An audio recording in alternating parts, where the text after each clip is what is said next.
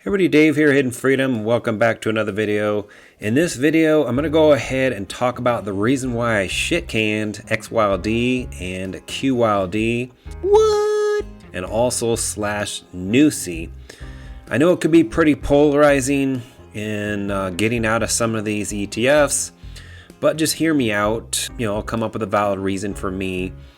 And unfortunately, a lot of these seem like politics, but these are ETFs, and they're not for everybody. And I've talked about these in many videos. And so don't look at it like that, it's like left and right. And it's just, for some reason, if you get out of these types of ETFs, people start hating on you, or they thumbs down the video or something like that. But you gotta understand that people are in a different boat. Many people are in a different part of their journey, and they may not need these types of ETFs. So, and I'm just one of those cases, and I've talked about it in a previous video, which we'll kind of touch on in here, but just to give you an idea of why I did what I did. And at the end of the video, you'll probably agree with me, so hopefully you do anyway. So let's not waste time, let's go ahead and get started. M1 is still doing an amazing deal. If you deposit $100, open an account using my link, you get $50, I get $50. That's a 50% return on your money. Go ahead and see the link in the first pinned comment or the description. So in a previous video, I talked about the ETF Food Pyramid, and this is basically the end result of the food pyramid. If you haven't seen that video, I highly recommend that you take a look at that video. I'll link it to the top right over here. And I highly suggest you look at that video, because that kind of talks about why I did what I did. So I'm not going to go in high detail of this whole ETF food pyramid in this video. You can just watch that video, and it kind of summarizes exactly why I did what I did. I'm going to kind of touch on it in this video. So at the very top up here, we got QYLD, RYLD, and XYLD. And that's strictly for income. Those ETFs up there, if you looked at the thumbnail, it said use sparingly. Don't use those. Don't go all in on those. Don't put your entire net worth in on those ETFs up there. You're severely going to limit the amount of upside your portfolio has. And in fact, I'm willing to bet that the portfolio will actually draw down over time, even though you'll get some good income out of it. If you used all that income, eventually your portfolio would likely go to zero. I call it, jokingly, the reverse mortgage. Okay, so what did I do? I got rid of QYLD and I got rid of XYLD. I had roughly about $50,000 in each of those, okay? So we'll look at my portfolio here in a second to see where things stand. As these ETFs pulled back, because the market pulled back in late January, then actually I guess it was kind of really all of January, there wasn't quite $50,000 in those combined. It was roughly about $90,000 to $95,000, I think, somewhere around there between those two ETFs. But I kind of took some of my own advice of watching my video over, and I made the video, so I know what's in the video. And I just made an executive decision to cut QYLD and XYLD out of my portfolio. And we'll talk about that here just in a second. And then also I /NUSI, and I've talked about that in a previous video as well. I think I cut it from the target of like $200-something thousand down to 150. And then just recently, in the last week or so, I slashed it from 150 down to $50,000. And, it kind of goes along with what I'm trying to do. All right, so we dumped QYLD, we dumped XYLD, we /NUSI. And where did those funds go, right? Where did those funds go? Those funds went into JEPI and they went into DIVO. Now, I /NUSI for a different reason than QYLD and XYLD. Strictly the reason why I /QYLD and XYLD is I'm just not a big fan of Global X, number one. And number two, I just don't need to be in them. I know they're a nice yield boost, or, I call them yield boosters is what they kind of are, because that's all they really are, in my opinion. I know there's some very, there's some Reddit threads out there, and people are just, there's some cult following behind those. And that's what I'm unfortunately probably going to get watching this video. But like I said, we all have a different, journey towards where we're going. And those I think I can get away with not having. So I end up dumping roughly about $190,000 worth of stock in QYLD, XYLD, and NUSI combined. And then I split that pretty evenly across JEPI and DIVO. And I feel a lot better being in those. And it's not that NUSI is a bad investment. What I think about NUSI is that I just don't need to wait around for a black swan event. Yeah, I might get hurt bad during a black swan event, but they are very rare. I would say that JEPI and DIVO are somewhat defensive in a way. They just have a little bit lower beta stocks, a little bit lower volatility stocks in there. So I don't think they're going to pull back quite heavily. Obviously, during a black swan event, they're going to pull back hard. Don't get me wrong. NUSI would do very well, but I think the upside in JEPI and DIVO over a 5 or 10 year period would make up for the amount of drawdown that they would have compared to what NUSI would have. So yeah, okay, they might draw down more than NUSI, but because I'm up a lot more in the portfolio over the last 5 or 10 years, say, just as an example, how often do a black swan event happen, then I think that will more than make up for it. I am holding a position in NUSI at this time, roughly about $50,000 in there. I think it's $53,000 now that I'm thinking about it. I am considering possibly dumping all of NUSI, but we'll see. I just need to see. I need to make some more decisions. But all right. So QYLD, XYLD gone, and then slash NUSI. All that I've split evenly across JEPI and DIVO. And part of my strategy is to get lower in this ETF Food Pyramid. And I'm working my way down here. And I'm going to be starting to build out SCHD next. So a big chunk of change going forward. All the reinvestments and stuff will be going in SCHD as soon as JEPI and DIVO get built out to roughly about $260,000 each. And they're very close to being at that number now. I think they're at $255 each right now. So in the next month or two, they should be reaching the target. And then I will start building out SCHD. And that goes along with my strategy of moving down lower into the ETF Food Pyramid. The lower I get down, the more quality I feel that it is. And JEPI is quality, don't get me wrong, but it's not, it's not an SCHD, right? I mean, this is an income ETF up here. You're going to get some growth out of it. It might hold up pretty good on a downturn as well compared to, QYLD or XYLD probably. But it's not as quality as SCHD is because SCHD has a dividend growth in it as well, has a lot of growth in it, doesn't pay a high yield because it's not an income ETF. It's not doing any options either. So, all right, so we moved from this upper triangle into a little bit of this lower triangle here because I kind of just dumped a little bit of NUSI, went into more JEPI, and then built out more DIVO as well. And then we'll start building out SCHD, so we're kind of moving down a little bit here. And if anybody knows some of the previous videos, I've talked about building out either VTI or VU in a long-term strategy. As the portfolio gets too big to fail, we will eventually build out either VTI or VU. I've made a decision there. And we'll just put excess income into one of those ETFs. That way we leave this earth with a humongous U-Haul following our hearse. All right, we're looking at my Schwab account here just to show you what I sold. So here is XYLD sold out of roughly about $48,772 in XYLD. Here is QYLD, sold out roughly about $46,475 in QYLD. Here are the NUSI sells right here, so sold out roughly $91,532 in NUSI. Here's the JEPI buys right here. It's showing $94,000, although there was some dividend reinvestments at the top up here. So those don't really count. So roughly about $94,000 invested into JEPI.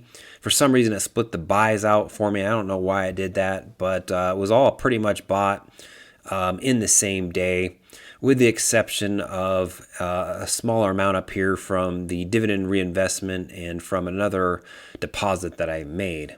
And finally, we got DIVO here, and I invested roughly about $93,794 into DIVO.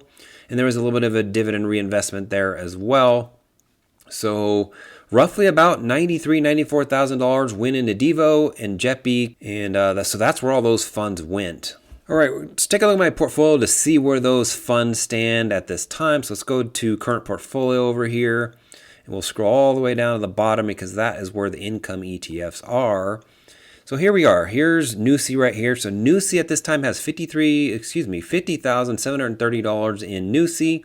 So it's right at the target of where I want it to be right now. Haven't made a decision whether I'll end up cutting that and going into something else. And then we also have JEPI here, roughly about $255,000, and we got DIVO there with roughly about $255,000. So they're pretty equal. And like I said, I split the funds pretty equal across them. So let's take a look at the projections here because this is what I'm likely going to end up going with. So, all right, we can take the options out of here for now. So let's just go ahead and move those over here. And I should actually Control Z that. And let's just see here, paste values. All right, so let's go ahead and delete these over here. All right, so this basically is kind of what it should be at by the time I retire in roughly about 2 months. And we're at 5261, and that includes real estate notes there. So there actually be a little bit of news there as well. But so we got NUSI there, $50,000. We got DIVO, $260. SCHD, which has actually nothing in it other than one share right now. We got JEPI, $260. Stocks, roughly about $115, even though it's at $111 right now. I'm projecting these numbers to be these numbers in roughly about 2 months, 3 months. So, all right. So this goes exactly what I'm talking about here.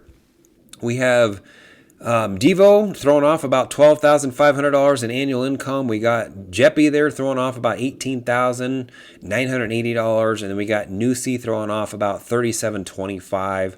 We got the real estate notes throwing off about $22,432, which brings roughly about $5,261 in per month. Now, if you've seen my previous videos when I had QYLD and XYLD in there, it was upwards of, I don't know, $6,000-$7,000 somewhere up there. And I was just thinking, do I really need that much income? I really don't. I don't need that much income. The way I look at it is that income is at the expense of growth. And not to mention it's also at the expense of the dividend CAGR, right? Now, DIVO has a dividend CAGR, JEPI really doesn't. So I can get some dividend growth out of this, out of DIVO, and I get some dividend growth out of SCHD when I start building that out. So I didn't really need that income. And matter of fact, I can even lower the income down even more because I feel like if I can get down to roughly about, anything around about 4,000 to 5,000, I'm pretty happy because I can live off of that perfectly fine.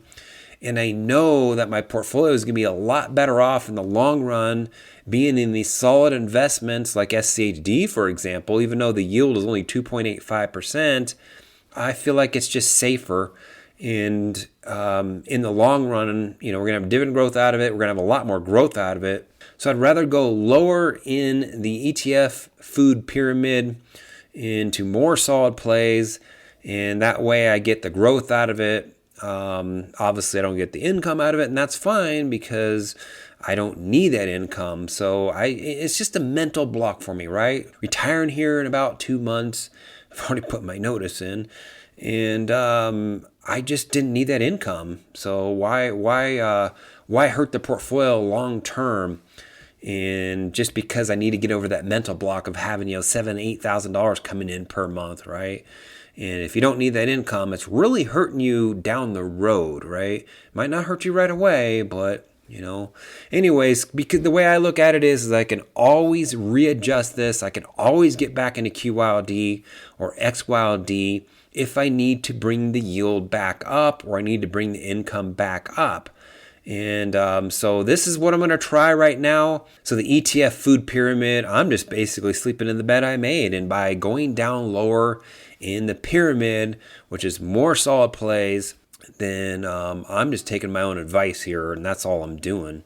Obviously, I took the options out of there just because the options are, they're basically optional, right? Options are optional. No, but seriously, the options are, they're supplemental. They're not guaranteed income. I don't have to do it, but that would bring the income up to $7,200 a month. And part of the other thinking on this process is I'm actually trying to lower my taxable income as well. SCHD should be qualified dividends along with the stocks, but JEPI and DIVO and NUSI are going to be return on capital and maybe some other things mixed in there as well. So I'm really just trying to set this portfolio up and not really jip myself on the income because I don't need that much income. So I'd rather go with more solid plays that have dividend growth, that have growth as well. And that's just the long-term way I'm going with this portfolio. So in addition to that, this little account over here, which I'll be rolling over into an IRA, which I probably should put one more thing in there. Let's just put that in there right quick. So we got 72T. All right, so I'm thinking about possibly roll 72T in this account over here with roughly about $400,000 in it. And there's a recent change to that regulation that the IRS did. So we can raise the midterm rate up to 5%, which is roughly about $23,000 I can actually roll over from that account, which I could either use as income or I can roll it into this account over here. I haven't made a decision if I'm going to go that way yet, but that's part of the reason why I wanted to make these changes over here is just in case I wanted to roll 72T this account over here.